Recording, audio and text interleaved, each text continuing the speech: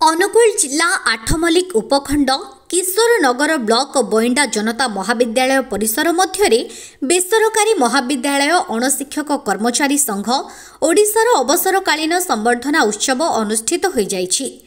उक्त उत्सव में जनता महाविद्यालय अणशिक्षक कर्मचारी तथा बेसरकारी महाविद्यालय अणशिक्षक कर्मचारी संघ ओडिशार उपसभापति यज्ञेश्वर प्रधान 16/9/1982 मसीहारे निज कार्य जोग देइथिबा बेले 31/3/24 तारीख आज दिन हेउछि श्री प्रधान को अवसर नेबार दिन।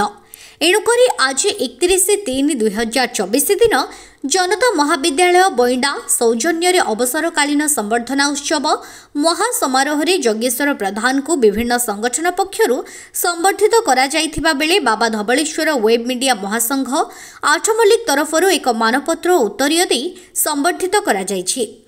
महाविद्यालय अध्यक्ष कालंदी चरण प्रधान सभापति रूप में कार्य अध्यापक असित कुमार जेना चंद्रशेखर सिंह हाड़ीबंधु प्रधान कालिया सेठी अंजन प्रधान शुभलक्ष्मी माझी तरणी सेन साहू मधुस्मिता साहू शर्मिष्ठा महांती प्रियदर्शी गणनायक सुमित्रा स्वाई समेत महाविद्यालय समस्त कर्मचारी माने उपस्थित रही कार्य को सहयोग करथिले।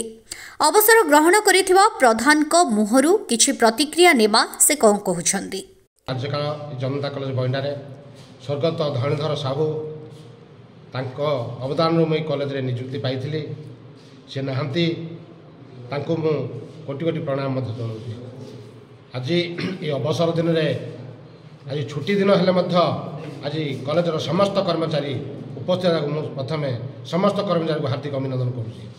आज ये कॉलेज रो वर्तमान अध्यक्ष कालंदी चरण प्रधान आम जेना सार आम कॉलेज रो समस्त कर्मकर्ता माने आज जो सहयोग करचंती मुझे कृतज्ञता ज्ञापन करुँची।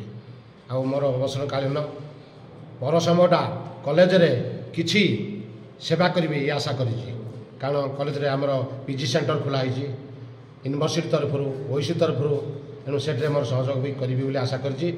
कॉलेज जहाँ बाकी जो मुहूर्त डाकिले मु स्वेच्छाकृत हिसाब से आसी सहयोग करी मुझे आशा करी। विशेष कहूना आम जेना सार कि आमर यज्ञेश्वर प्रधान भाई जी की दीर्घ पाखापाखि 42 वर्ष धरी आमर महाविद्यालय को सेवा जोगे आसुले।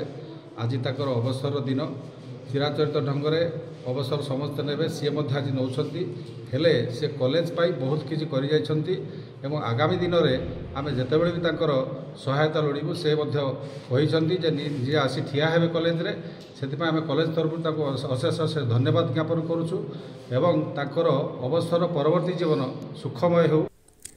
आठमल्लिक करुणाकर नायक रिपोर्ट आंचलिक खबर।